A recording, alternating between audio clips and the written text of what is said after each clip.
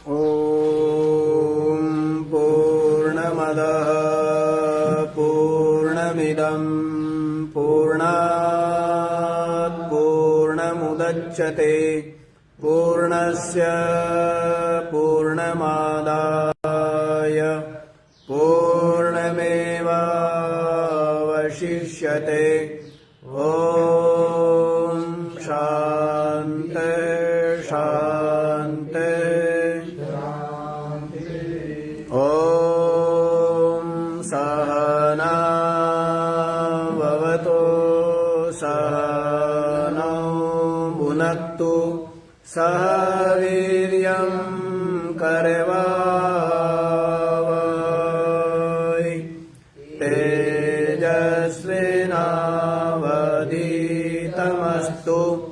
मा विद्विषावहै। ॐ शान्ति शान्ति शान्ति।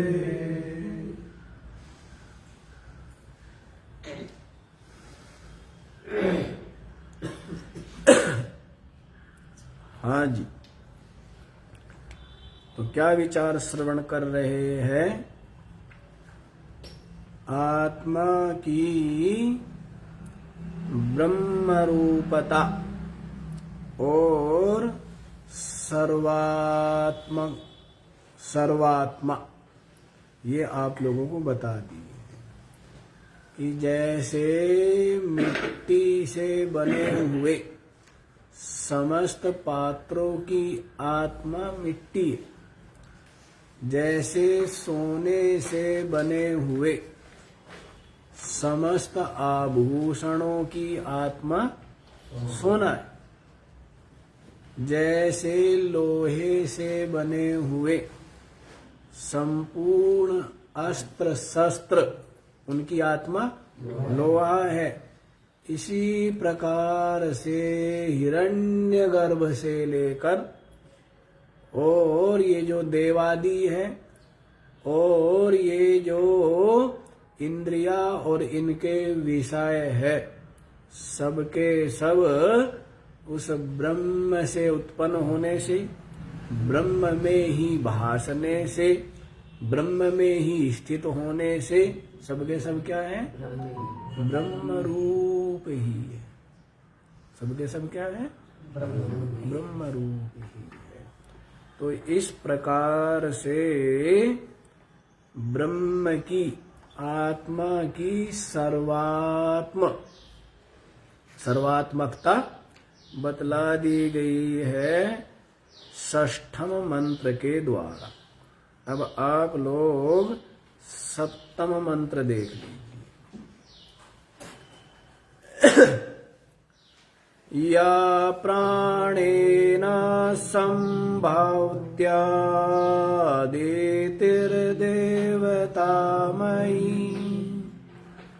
गुहां प्रविश्य तिष्ठन्ति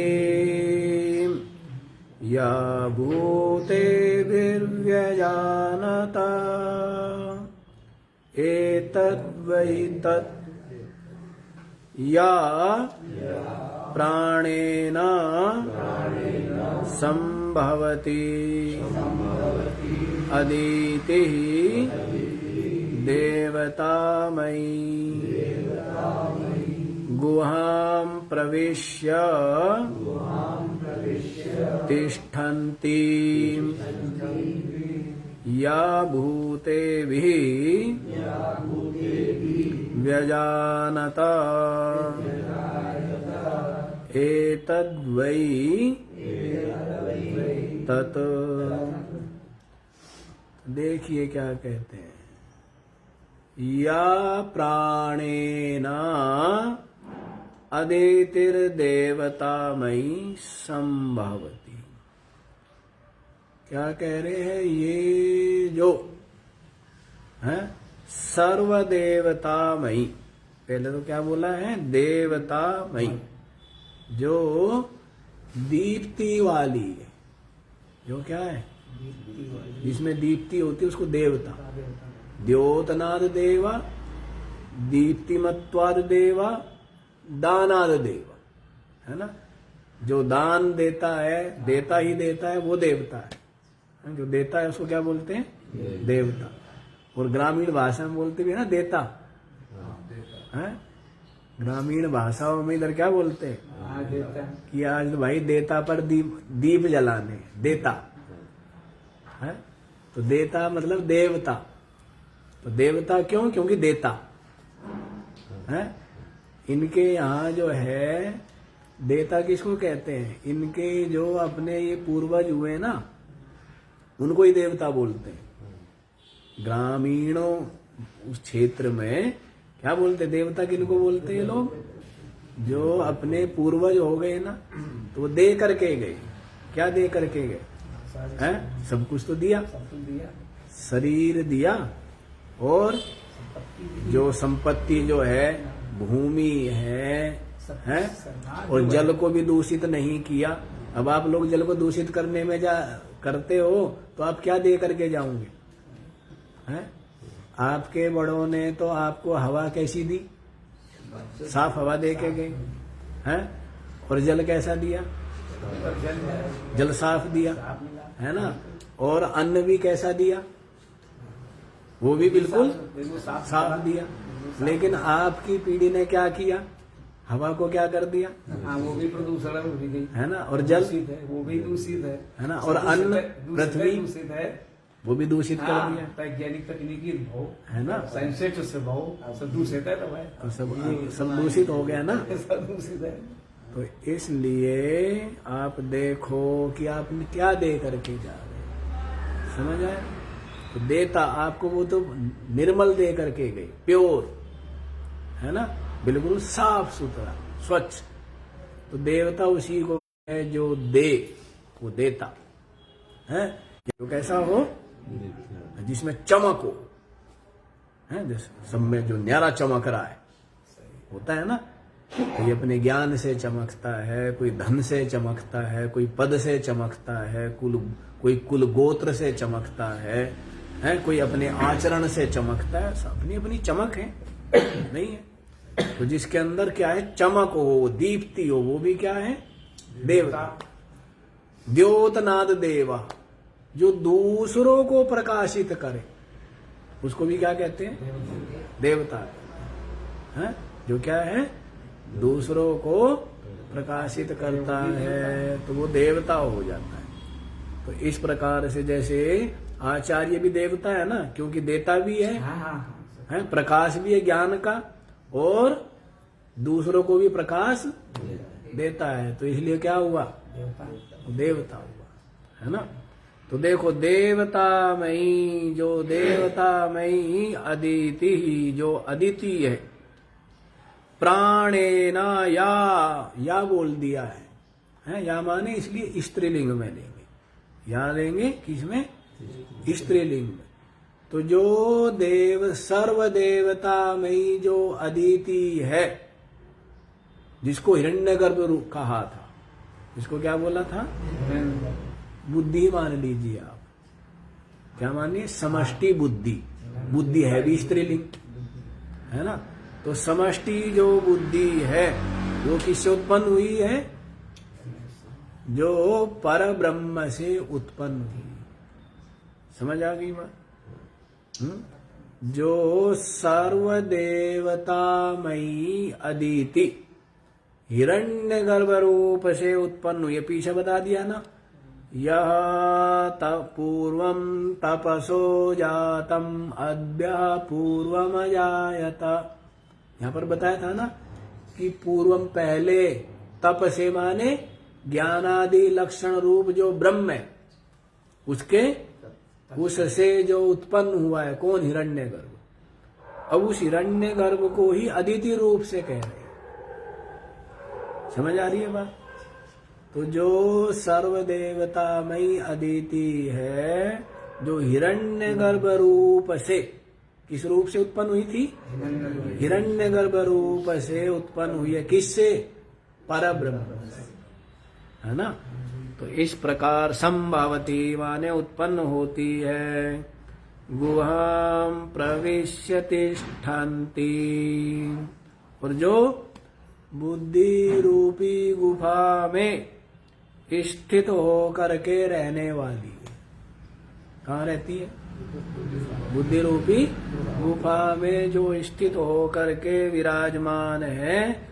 या भूते व्यजानता, और जो भूतों के साथ ही उत्पन्न हुई है, जो भूतों के साथ ही उत्पन्न हुई, सबके सब उत्पन्न किए हैं ना। कल भी तो ये बताया था, हिरण्यगर्भ, पंचमहाभूत, संपूर्ण देव, उनके शरीर, लोक, लोकपाल, इंद्रिया, उनके विषय, ये सबके सब उत्पन्न हुए हैं ना। तो एक साथ ही उत्पन्न हुए, क्या किए हैं? सबके सब एक साथ, मतलब थोड़ा बहुत आगे पीछे, लेकिन सबकी आवश्यकता है ना। है? सबकी क्या है? साथ साथ ही, साथ साथ ही कह देंगे। तो इस प्रकार जो बुद्धि रूपी गुफा में स्थित है और भूतों के साथ में जो व्यजानता माने उत्पन्न हुई है, प्रकट हुई, भूतों के साथ जो कौन? वो अदिति देवतामयी हिरण्यगर्भ रूप से जो उत्पन्न हुई है। तो यहाँ पर केवल ये बताना, न तो उत्पत्ति बताना है, न इनकी स्थिति बताना है, बताना केवल यही है कि सब का सब ब्रह्म से ब्रह्म में उत्पन्न हुआ भासता, सब का सब ब्रह्म रूप ही है, ये बताना और कुछ नहीं बताना है। क्या बताना है? न तो घड़ा बनाना बताना, न सुराई बनानी बतानी है, न उनका इतिहास बताना, न उनकी उत्पत्ति, न उनकी स्थिति बतानी, केवल तत्व बताना है कि सुराई हो, घड़ा हो, हांडी हो, इनकी आत्मा मिट्टी है, क्योंकि मिट्टी रूप ही है। मिट्टी से उत्पन्न है और मिट्टी में ही है और इनमें मिट्टी ही है। केवल ये बताना है कि इनकी आत्मा सर्वात्मकता बतानी है ना, ब्रह्म की सर्वात्म रूपता बतानी। ठीक है? जैसे मिट्टी क्या है? समस्त पात्रों की सर्वात्म रूप है ना। तो ये बताना है, बाकी और ज्यादा कुछ नहीं बताना है। एतद् वै तत्, इधर उधर जाना ही नहीं है। अरे नचिकेता, जो तूने पूछा था ना, वो आत्म तत्व, वो ब्रह्म तत्व, एतद् वै तत्, यही वह तत्व है जो सर्वात्म रूप, जो क्या है? सर्वात्म, यही वह तत्व है। समझ आ गया जी? तो अब इसका भाष्य भी देख लीजिए, ये तो स्पष्ट ही है। किंच, और देखो जी क्या कहते हैं। या सर्वदेवतामयी सर्वदेव देवतात्मिका प्राणेन हिरण्यगर्भरूपेण परस्मात् ब्रह्मणा संभवति। या माने जो सर्वदेवतामयी, संपूर्ण देवता रूप, संपूर्ण देवता रूप जो सर्वदेवतात्मिका, आगे और इसको स्पष्ट कर दिया, संपूर्ण देवतात्मिका। सर्वदेवतात्मिका माने संपूर्ण देवता रूप, है ना। जैसे बुद्धि भी क्या है? देवता है, प्रकाशित करती है ना। अंतःकरण क्या देवता है? नहीं है। और इंद्रियों के लिए तो प्रसिद्ध होता ही है। इंद्रिया क्या है? विषयों को क्या करती है? प्रकाशित करती है। तो इंद्रियों को भी देव बोला है ना। क्या बोला है? देवता बोला है। तो इस प्रकार सर्वदेवतामयी, समझ आ गया? तो सर्वदेवता रूप ये जो अदिति है, प्राणेन हिरण्यगर्भ रूपेण, हिरण्यगर्भ रूप से जो बताया है, जिसको क्या बताया? हिरण्यगर्भ रूप से जो बताया है। परस्माद् ब्रह्मणा संभवति, जो पर ब्रह्म है, किससे उत्पन्न हुई है? पर ब्रह्म से जो उत्पन्न हुई है। शब्दादि नाम अदनाद अदिति ही, शब्दादियों को क्या करती है? जो खाती है, ग्रहण करती है, इसीलिए उसका नाम अदिति पड़ गया। अदभक्षणे धातु है संस्कृत में, अदभक्षणे, खाने अर्थ में। तो इसलिए उसका नाम क्या पड़ गया? अदिति। शब्दादीन, देखो दिया ना, शब्दादी नाम अदनाद, शब्दादियों को खाती है। आपकी इंद्रिया, आपकी इंद्रिया अंतःकरण किसका भोग करता है? शब्द स्पर्श रूप रसगंध आदि ये जो विषय है इनको ग्रहण करती है ना, इनको भक्षण करती है। इसलिए उनको उसको क्या बोल दिया? अदिति ही। क्या बोल दिया है? अदिति। ताम पूर्ववद, वो है जो है पहले के समान, गुहाम प्रविश्य तिष्ठन्तीम अदितिम, वह जो अदिति है कहाँ पर विराजमान है? गुहाम प्रविश्य, संपूर्ण भूतों के हृदयाकाश में स्थित जो बुद्धि रूपी गुफा है उसमें जो स्थित है, विराजमान है ना। तामेवा विशिनष्टि, उसको ही विशेषित करते हैं, उसको ही क्या करते हैं? विशेषित करके कहते हैं। कैसे? या भूते भी भूतै समन्विता व्यजानता उत्पन्ना इति एतत्, जो भूतै समन्विता, भूतों के सहित जो उत्पन्न होती है, भूतों के सहित जो उत्पन्न होती है। तो इसका मतलब क्या बताया जी? अरे यही बताया है, सब कुछ उससे ही उत्पन्न होने से सब के सब क्या है? आत्मरूप, ब्रह्म रूप। ब्रह्म से उत्पन्न होने से सब के सब क्या है? ब्रह्म रूप ही। ठीक है, तो ये वाली बात बता दी है। अब आप लोगों को ये जो बातें हैं ये साधारण प्रतीत होती हो, लेकिन ये साधारण नहीं है ना। ये साधारण है क्या? अब एक जो है विद्यालय नहीं गया है उसमें, और एक जो पढ़ा लिखा है उसमें कितना भेद है? कितना भेद है? और एक जो संसारी जीव है और एक जिसने सत्संग किया है, सदग्रंथ शास्त्रों का स्वाध्याय किया है, उसमें कितना भेद है? इतना भेद है कि एक आंखों वाला और एक आंख बिना, अंधा। दोनों में कितना अंतर है बताओ? एक के आंखें है और एक बिना आंख का है, कितना भेद है ये बताओ? तो आंखी वाला ले जा सके, जहाँ चाहे वो कहाँ जा सके। अब अंधा जो है बेचारा, उसके लिए तो हर सब कुछ अंधकार रूप है ना, है ना। सब कुछ सूझता है। आपको खाली ये कहा जाए आंख बंद करके और यहाँ तक जाना है, तो यहाँ तक जाने में भी भय अनुभव करोगे नहीं करोगे? इससे ना टकरा जाए, वहां ना फिसल जाए, ठोकर ना लग जाए, पैर ऊंचे नीचे बना गिर जाए, है सामने कोई खड़ा ना हो, सर ना फूट जाए, घुटना ना टूट जाए, नहीं? कितना भेद है।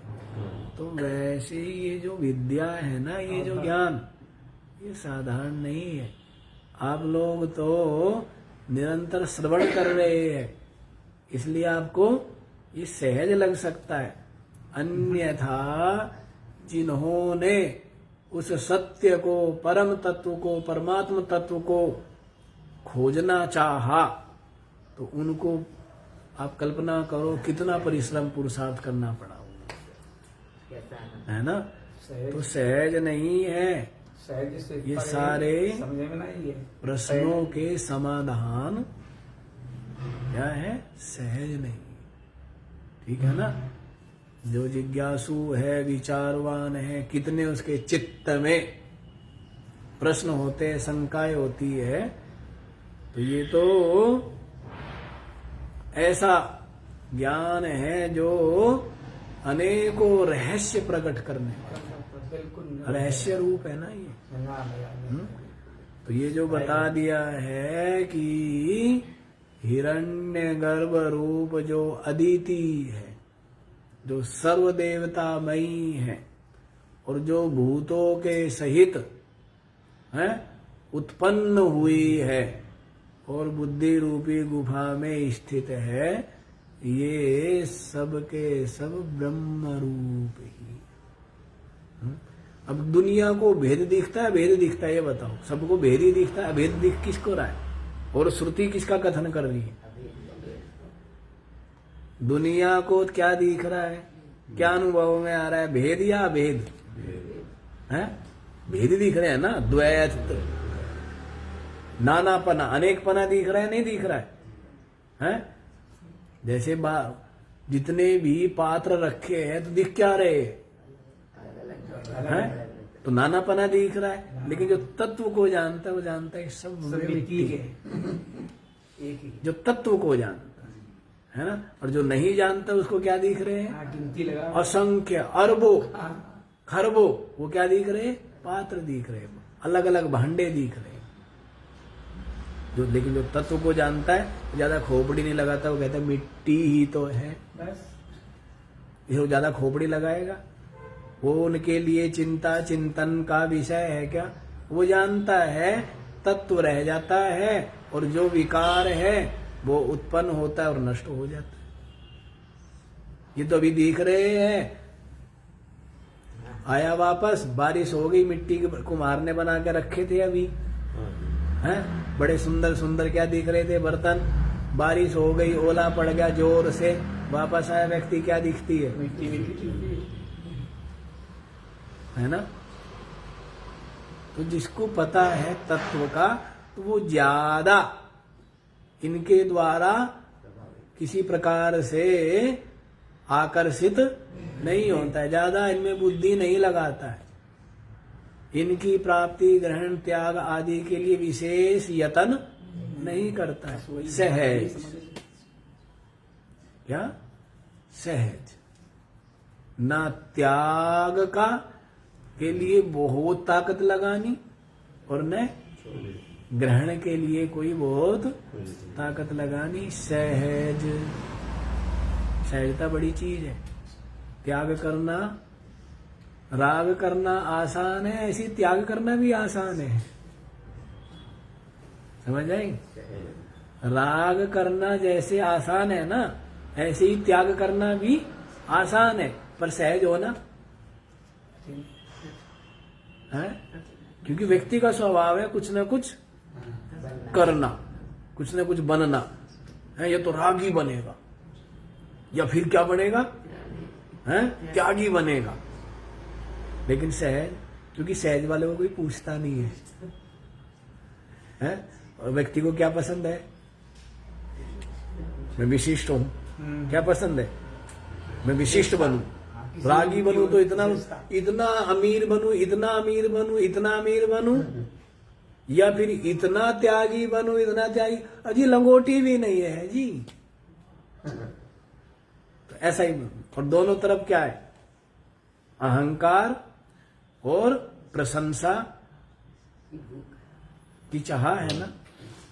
तो दोनों तरफ, इसलिए वो दोनों आसान है, क्योंकि उनमें दोनों में मन ताकत पाता है। रागी बन के भी मन मजबूत होता है और त्यागी बन के भी, मन मजबूत होता है दोनों तरफ से। और सहज बन के घिस गया। सहज बनने में तो मन क्या है? घिस गया ना।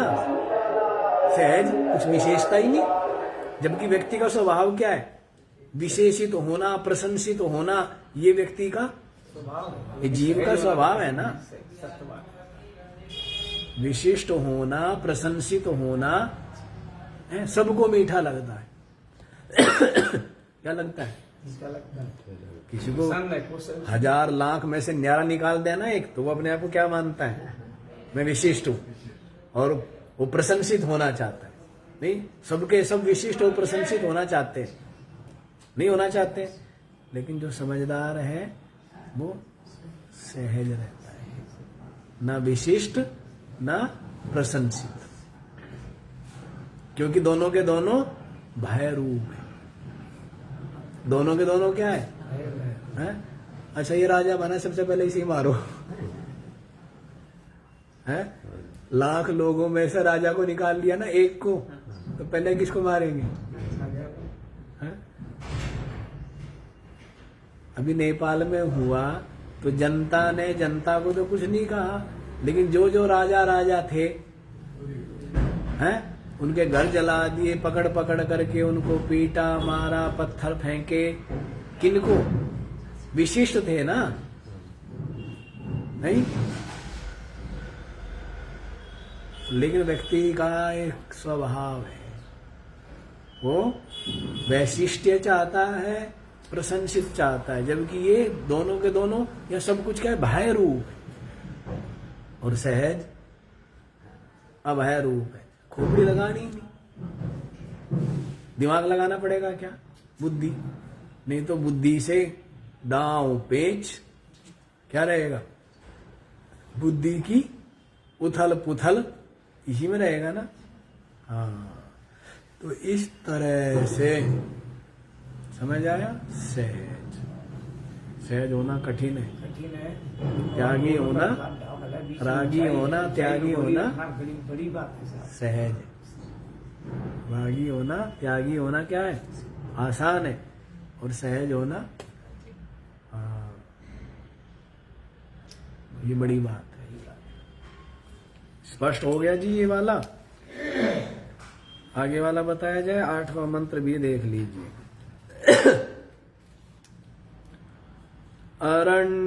अरण्योर्निहितो जातवेदा गर्भ इव सुभ्रतो गर्भिणीभिः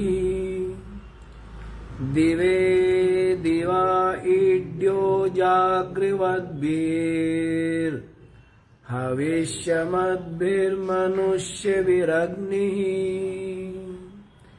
एतद्वै तत् अरण्यो निहितः जातवेदाः गर्भे इव सुभ्रतः गर्भिणीभिः दिवे दिवे ईड्यः जागृवद्भिः हविष्यमद्भिः,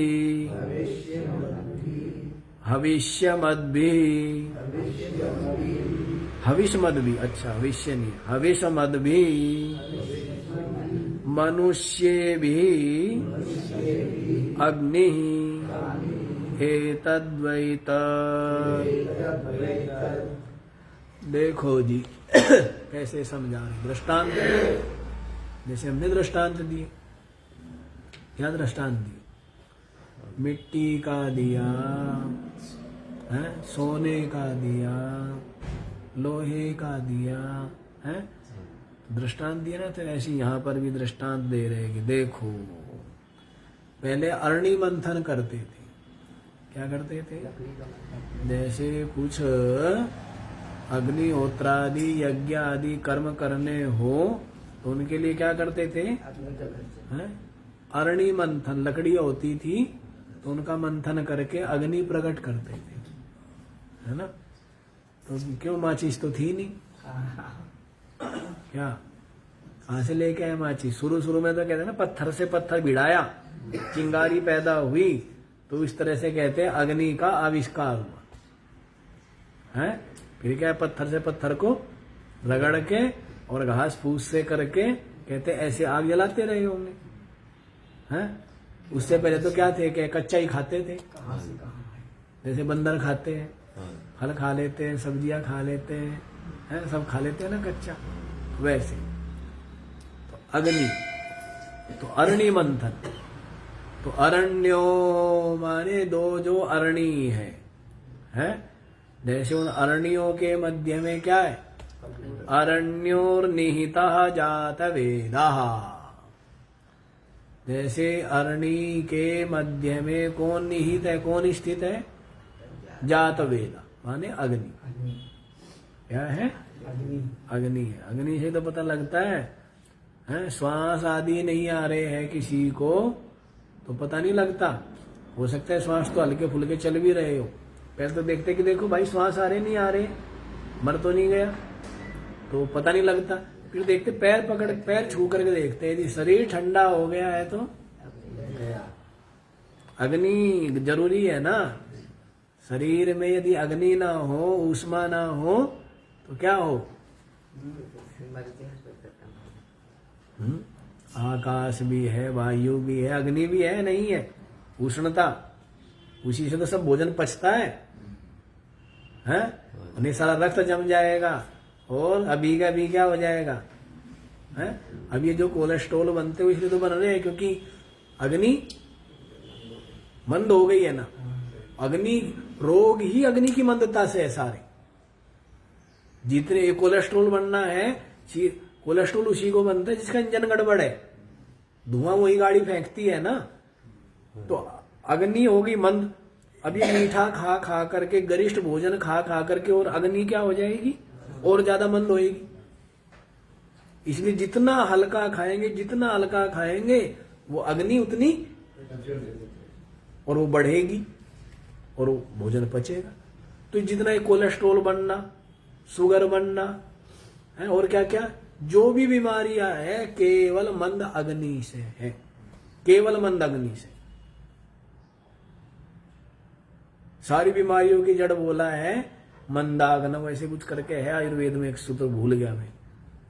रोगा सर्वे भी मंदाग्नव भवंती, ऐसे करके आता है। जितने भी रोग होते हैं मंद अग्नि से होते हैं। ये कफ अधिक बनना या पित्त अधिक बनना या कम बनना या वात अधिक बनना, ये केवल अग्नि के कारण, और कोई कारण नहीं।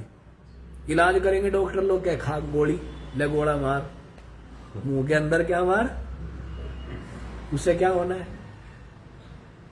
जो करना चाहिए वो करना नहीं। आयुर्वेद में तरीका है क्या? अग्नि की चिकित्सा करो। अग्नि की चिकित्सा करते हैं आयुर्वेद में। इसलिए मूंग की दाल का वो क्या बनाएंगे? सूप। पानी मतलब पानी पानी, मूंग की दाल उबाल के पानी पानी उसको देंगे, उससे भूख बढ़ती है। चावल का पानी, ये दवाई है आयुर्वेद में। चावल को उबाल के उसका जो पानी पानी उसको छोंक करके देंगे, नमक हींग आदि डाल, जिससे कि अग्नि क्या हो?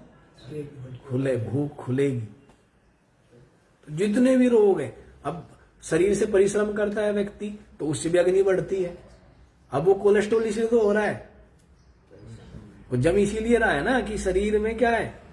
उष्णता नहीं है, भाग दौड़ नहीं है, परिश्रम नहीं है, पसीना नहीं निकल रहा है, तो कोलेस्ट्रॉल बनेगा। बड़ा सरल सा आयुर्वेद के और प्राकृतिक हिसाब से सोचे ना शरीर तो बहुत आसान है, और एलोपैथिक के हिसाब से सोचे तो शरीर बहुत कठिन है। खाली इस शरीर के लिए कम से कम करोड़ों तरह की तो दवाइयां होंगी, लाखों तरह की तो होंगी दवाइयां, बिल्कुल है, लाखों तरह की। और आयुर्वेद में देखे तो आयुर्वेद में भी कुछ दवाइयां हैं, 100, 200, 500, 1000 तरह की। और प्राकृतिक चिकित्सा में देखा तो कोई दवाई नहीं। प्राकृतिक चिकित्सा में कोई दवाई नहीं है। ये भोजन का संयम, यही दवाई है, और कोई दवाई नहीं। प्राकृतिक चिकित्सा में कोई दवाई नहीं है। ज्यादा करेंगे क्या? मिट्टी की चिकित्सा, पानी चिकित्सा, ये कर लो तो बहुत आसान है। और एलोपैथिक वाले तो न्यारे न्यारे काम लाएंगे, न्यारे जिनका कोई सिर नहीं पैर नहीं है, ऐसी ऐसी चीजें निकाल निकाल के लाएंगे। तो ऐसा विचित्र काम है। अच्छा जी, देखो यहीं पर अग्नि की बात है। मतलब क्या देखते हैं कि अग्नि, शरीर भाई ठंडा हो गया, क्या शरीर ठंडा हो गया समझो गया है। तो वैसे देखो, अरण्यो निहिता जात वेदा, जैसे अरण्य है ना, तो अरण्यों के बीच में जैसे जात वेदा स्थित है, अग्नि स्थित है। गर्भे इवा शुभ्रता गर्भिणी भी, जैसे जो माताएं हैं, जिन माता के उदर में, गर्भ में क्या है? गर्भ है? जिनके क्या है, जैसे कोई माता गर्भिणी है तो उसके गर्भ में शिशु है ना, तो वैसे ही तो जैसे गर्भिणी स्त्रियों के गर्भ में अच्छी प्रकार से शुभ्रता उसकी रक्षा की जाती है ना, हर प्रकार से क्या की जाती है, जो उदर में शिशु है उसकी हर प्रकार से रक्षा करते हैं कि किसी प्रकार से उसको क्या हो, कष्ट ना हो, ऐसे जल्दी जल्दी बैठना नहीं है, ऐसे ज्यादा जो उष्ण भोजन है, तिक्त है, वो उस तरह के भोजन नहीं किए जाते, सात्विक। तो जैसे गर्भिणी स्त्रियां क्या करती है, शुद्ध अन्नपान आदि सात्विक अन्नपान ग्रहण करती है, और अच्छी प्रकार से जो गर्भ में है उसकी रक्षा, फिर वो जन्म लेता है, चलना सीख जाता है, फिर युवा हो जाता है, और फिर वो क्या करता है, उनको उठा उठा करके है, जिसने उसकी रक्षा की, पालन किया, उनको उठा उठा के क्या करता है वो, हम ये नहीं सोचता कि यदि तेरे को जन्म ना देते तो, अब तू ज्यादा अकल वाला बन रहा है, होशियार बन रहा है, तेरे को इस धरती पे आने ना देते तो है। तो प्रकट देवता तो इसलिए अपने वेद शास्त्र क्या कहते हैं, मातृदेवो भव है, माँ बाप सड़ने लग रहे, दीप जला रहा है और पता नहीं क्या क्या करता है, बताओ है, अपने माता पिता को ही है। गणेश जी पहले, सबसे पहले पूजा किसकी होती है, क्यों होती है, क्योंकि उसने अपने माँ बाप को सब कुछ माना, सर्वश्रेष्ठ। गणेश को सबसे बड़ा क्यों माना, क्योंकि गणेश ने किसको माना बड़ा, माता, अपने माता पिता को। क्या भाई, माता पिता की परिक्रमा कर ली तो क्या होगी, संपूर्ण पृथ्वी की कहो, ब्रह्मांड की कहो, परिक्रमा होगी नहीं। तो इसलिए गणेश जीत गए और प्रथम पूज्य कहलाए। तो गणेश की जाके तो पूजा करेंगे, गणेश से सीखेंगे कुछ नहीं है। गणेश तो ये कह रहा है कि भाई माँ बाप की कर ले, क्या कह रहा है गणेश है, और मंदिर में जाएंगे और पता नहीं क्या क्या करेंगे, जो करना योग्य है वो। मातृदेवो भव, पितृदेवो भव, आचार्य देवो भव, जो हमारे आचार्य है, गुरु है, जिनसे हमें लोक का भी, परलोक का भी, मोक्ष का भी ज्ञान मिलता है। किससे मिलता है, लोक का भी है, कि किस प्रकार से जीवन में सात्विकता रहे, पाप से, कपट से, बुराई से, पाप आचरण से बचा रहे, असत्य से, अधर्म से, अनीति से बचना है लोक में। तो कैसे, तो लोक में कैसे परलोक मिले और कैसे मोक्ष मिले, ये कौन देता है, आचार्य देता है, गुरु देता है, तो उसकी महिमा है। और जो अतिथि आ गया कोई, वो बेचारा पता नहीं कितने भूखा प्यासा आया, गर्मी सर्दी में आया, कितने कष्ट सह के आया, उससे ज्यादा दुखी कोई नहीं, थका हुआ तो दूसरा होगा नहीं, तो उसको सेवा करने का पुण्य है। जो भी कोई कष्ट में है, विपत्ति में है, दुखी है, भूखा है, प्यासा है, तो उसकी सेवा का लाभ है ना। तो ये तो प्रकट देवता है, तो ये तो करना नहीं, बाकी पता नहीं क्या क्या करता रहता है। तो जो माता ने गर्भ में रखा, उसकी रक्षा की और उसको जन्म दिया, उसका पालन किया, और फिर उस माता से विदेश में बैठा है? तो मतलब कोई संबंध रखता है, और यहां रहते भी नहीं रखता है, यहाँ रहते भी नहीं रखता है, नौकर लगा देंगे। तो ऐसी स्थिति है। तो ये क्या है, समझदारी नहीं है, विवेक नहीं है ना। तो देखो यहाँ पर जैसे क्या बताया, दो दृष्टांत दिए हैं कि जैसे गर्भिणी स्त्रियां क्या करती है, सात्विक अन्नपान आदि ग्रहण करके और सात्विक सत्संग भी सुनती थी, सदग्रंथ भी पढ़ते थे, जिससे कि है अपनी बुद्धि जैसी होगी वैसी तो गर्भस्थ शिशु की होगी, है? तो अच्छे संस्कार उसमें आए।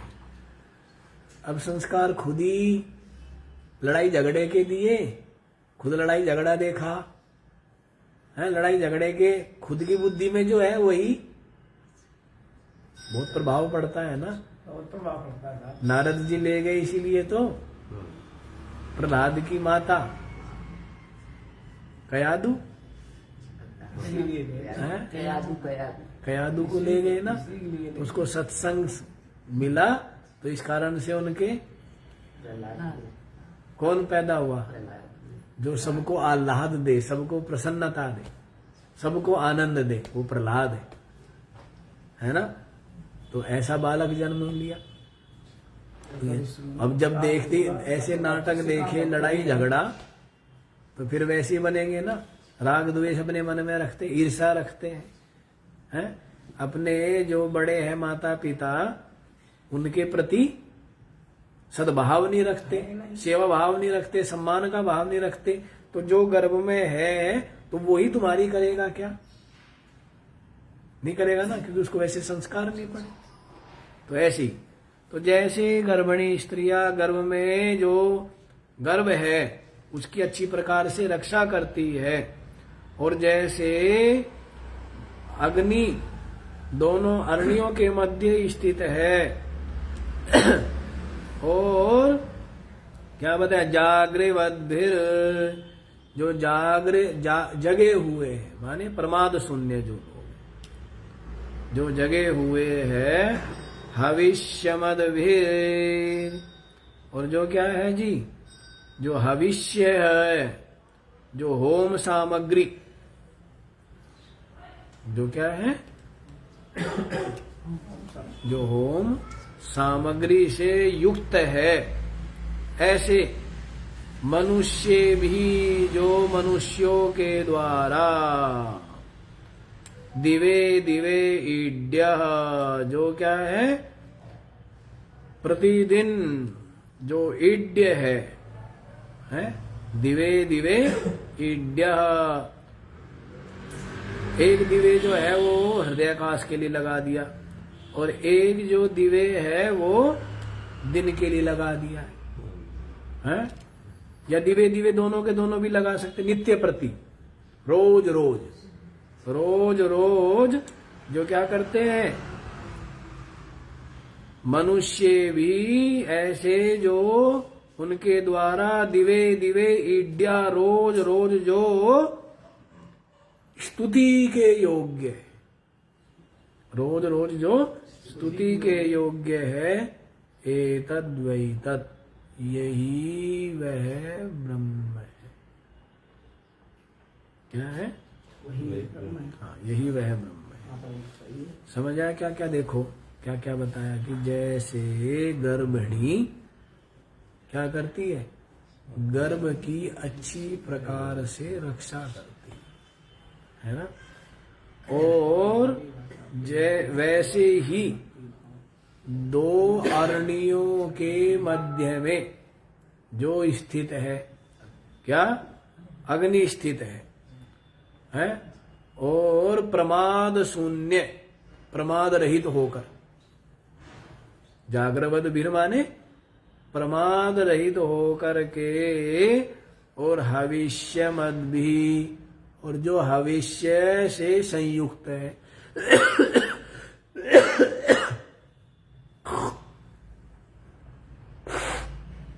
जो क्या है, हवन सामग्री,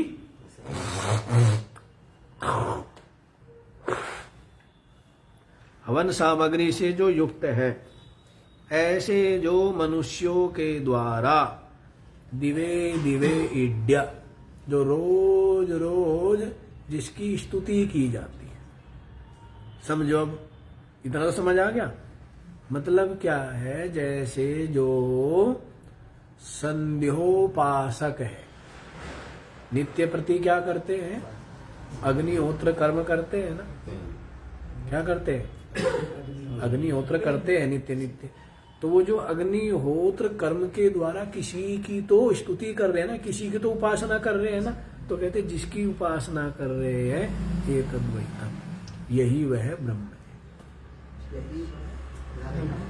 भाई तो होना पड़ेगा है करके, सात्विक सामग्रियों का संग्रह करके, तो क्या करना है, अरणि मंथन करके, अग्नि प्रकट करके, उसमें क्या करेंगे, जो आहुति दी जाती है, तो दिवे दिवे ईड्या, रोज रोज जो स्तुति के योग्य है, कौन, भाई जिस भी रूप में पूज रहे, पूज तो सब किसको रहे, उस ब्रह्म को ही।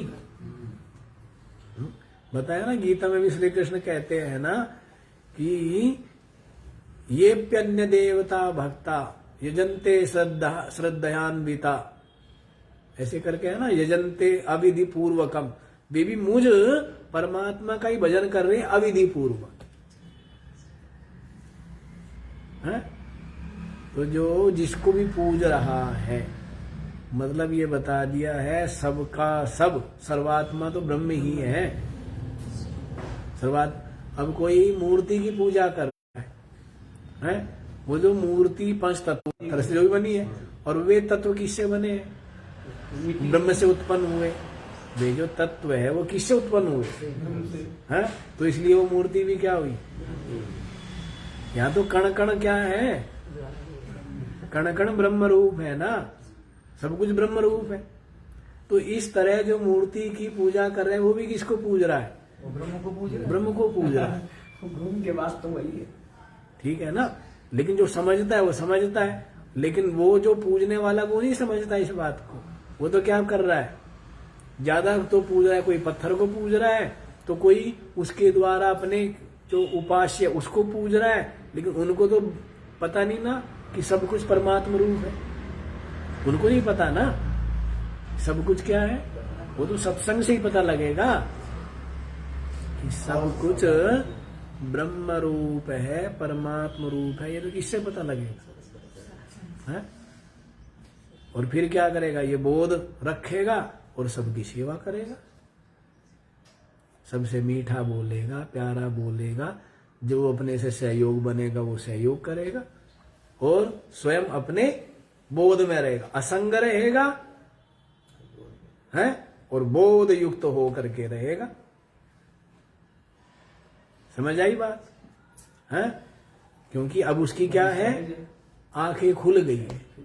पहले आंखें बंद थी तो ठोकरे खाता था, धक्के खाता था है, टकराता था। अब क्या हुई, आंखें खुल गई है तो निर्भय हो गया है ना। ये बात है, समझ आ गया जी।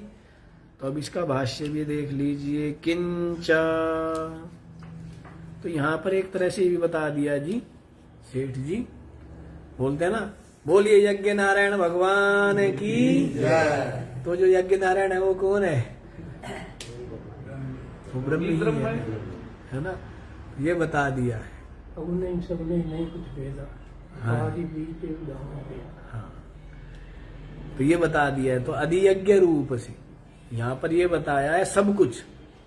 पहले एक तरह से देखो तो क्या बता दिया है, अधिभूत रूप से बता दिया, हिरण्य गर्भ, देवता, इंद्रिया हैं, इनके विषय सबके सब ब्रह्म है। तो ये क्या हो गया, अधिभूत रूप से है। अब ये अधियज्ञ रूप से बता दिया है कि भाई जो यज्ञ करते हो ना, अरणि मंथन करते हो है, ये सब करते हो, हविष्य आहुति देते हो, तो जिसके लिए दे रहे हो अधियज्ञ रूप, वो भी ब्रह्म ही है। सब कुछ ब्रह्म है, ये बताना है। क्या बताने चल रहे हैं, सब कुछ ब्रह्म ही। किंचा, देखो, यह अधियज्ञ उत्तर अधर अरण्यो, दो अरण्य रखते हैं ना, एक उत्तर माने ऊपर और एक अधर, दो क्या रखते हैं। अरणि मंथन देखा मैंने, देखा सेठ जी, किया भी है, प्रकट कर दिया, प्रकट कर दिया। पहलवान बैठे थे वो नहीं कर सके, वो नहीं कर पाए। यहाँ भी गई आश्रम में भी, एक बार गोपाल हाँ बड़े बड़े तकड़े बैठे थे, हाँ, उनसे नहीं हुई, और मैंने कर दी ऐसे की रगड़ी, मतलब बिल्कुल नहीं। एक तो रगड़ना, एक तो वो वाली होती है, करना तो ऐसे ही है जी। वो वाली थी क्या। हाँ नहीं, पहले तो ये नहीं होती थी ना, तो पहले तो मक्खन यही। जैसे निकालते हो नीचे कटोरी हाँ से। पता है, वो अलग चीज है, उसमें तो रस्सी बंधी होती रस्सी है। बंधी। हाँ, उसके नीचे वो रख देते हैं थोड़ा घास फूस। घास फूसा नरम नरम वाला। एक तो वो किया जाता है यार मंथन, और एक सीधा ही वो नहीं। अरणी मंथन। अरणी तो दो यही हुआ ना, अरणी। तो देखो जी, उत्तर अधर अरण्योर, एक ऊपर और एक नीचे। ये जो अरणी है, निहिता स्थिता जात वेदा, जो अग्नि है, जात वेदा कहते हैं ना अग्नि को। जात वेदा क्यों कहते हैं अग्नि को, पीछे हमने बताया हुआ है। कहां पर आया था जात वेदा शब्द, ईशावास्य उपनिषद में। वो जो जाते हैं इसके पास में जाते वो नहीं, वो तो केनोपनिषद में आया है। जात वेदा, हाँ कि जाओ भाई, हाँ तम अभ्यद्रवत तम अभ्यवदत, पूछो ये यक्ष कौन है। तो बोला ना जात वेदा। तो जात वेदा के अर्थ बताए थे। क्या अर्थ बताया था? जात वेदा, एक तो जो जन्म से ही सब कुछ जानता है, जन्म से ही जो सब कुछ जानता है उसको क्या कहेंगे? जात वेदा। और दूसरा है वो भी कहेंगे कि जो व्यक्ति उत्पन्न हुआ है जीव, उस जीव के जन्म से ही उसके संपूर्ण जो कर्म है उनको जानता है, उसको भी जात वेदा कहते।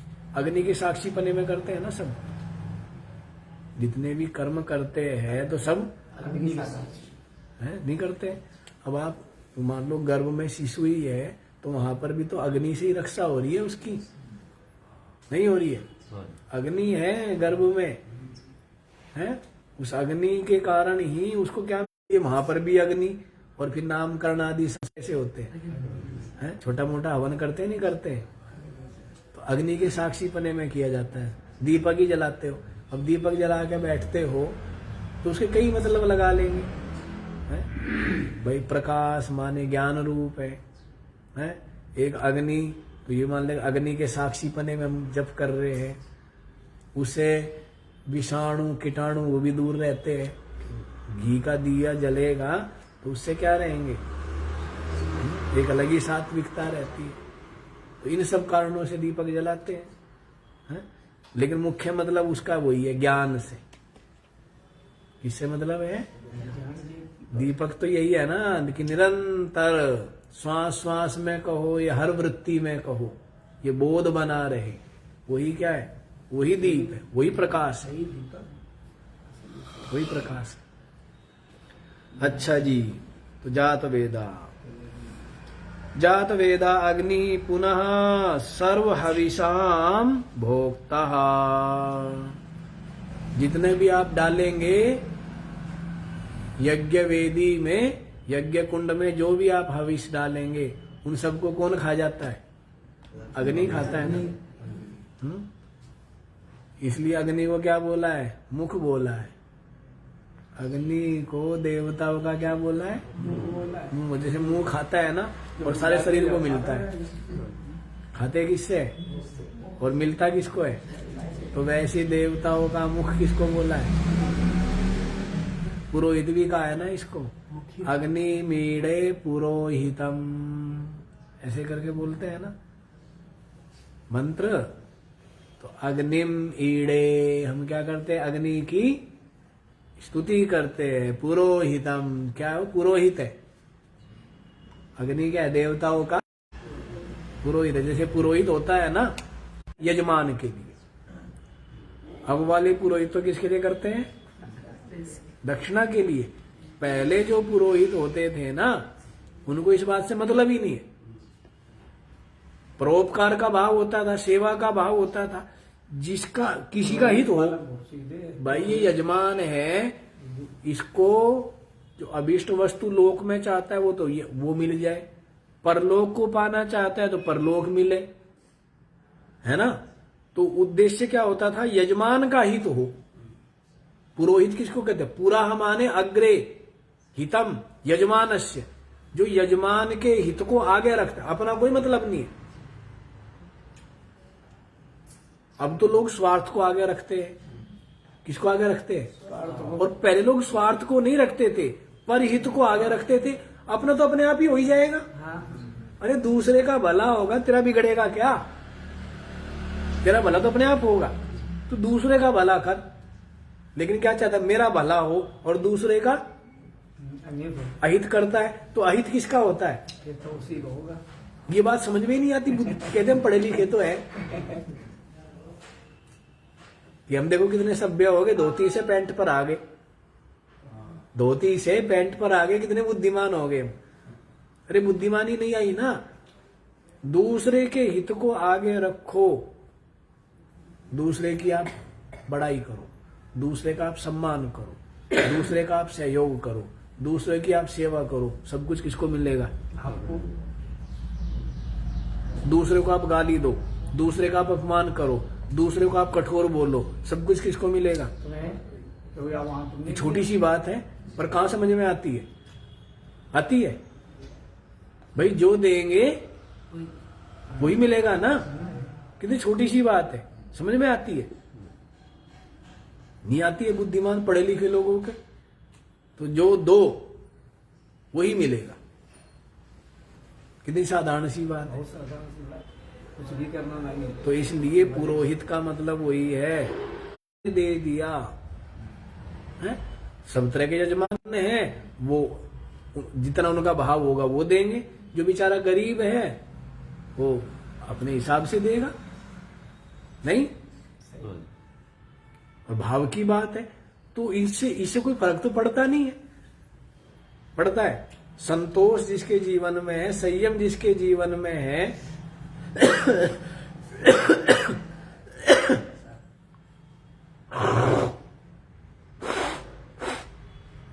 पर अब तो ये चीजें दोनों ही नहीं है ना, न संतोष, न त्याग, न संयम। नहीं, इसलिए दुखी है। धन तो है, धन तो आज सबके पास है, लेकिन क्या है? जो दिया है वही मिलेगा। तो पुरोहित समझ आया। इसलिए पहले हमारे यहां तो सब कुछ निःशुल्क था। अब ये तो अब बोल रहे हैं, शिक्षा क्या थी, चिकित्सा क्या थी, निःशुल्क था ना। अब सब कुछ करके ये चाहते हैं कि बहुत देशों में निःशुल्क है ये चीजें। लोग विदेश क्यों जाना चाहते हैं? क्योंकि वहां फ्री है, पढ़ाई फ्री, इलाज फ्री है ना, रहना फ्री, रहने को देगी सरकार कुछ ना कुछ है। तो ये इसलिए दुनिया बाहर जाना चाहती है। और ये यहां था है, और ये होशियार लोगों ने घुस घुस कर सब कुछ क्या कर दिया। इसलिए नहीं तो यहां आप वैद्य के यहां गए, नाई के यहां गए, बाल कट गए फ्री। जब फसल होती थी या जब एक बार ही तब दे दिया जाता था। तो यहां सब कुछ फ्री था, नहीं था। सब जुड़े हुए थे आपस में एक दूसरे से, हैं? कोई भूखा नहीं था, क्योंकि जुड़े थे ना सब, हैं? बहुत ज्यादा संपन्नता नहीं थी, बहुत ज्यादा वस्तुओं की अधिकता नहीं थी, लेकिन आपस में जुड़े थे। लेकिन कोई भूखा भी नहीं था, कोई कमियां भी नहीं थी। ठीक है ना। लेकिन अब तो, अब जैसे विवाह ही है तो अपनी हैसियत से कर लेते थे। अब उतना उतना दिखावा करेंगे और बर्बाद हो जाएंगे। अब दिखावा आ गया ना। चलिए, सोच रहे थे आगे बढ़ेंगे, आगे तो बढ़ेंगे, बढ़ नहीं पाए, तो यहीं रख लीजिए क्योंकि समय हो गया ना। आज इतना ही रखिए, बाकी का विचार कल करेंगे। ओम पूर्णमद पूर्णमिदं पूर्णात् पूर्णमुदच्यते पूर्णस्य पूर्णमादाय पूर्णमेवावशिष्यते। ओम शांति।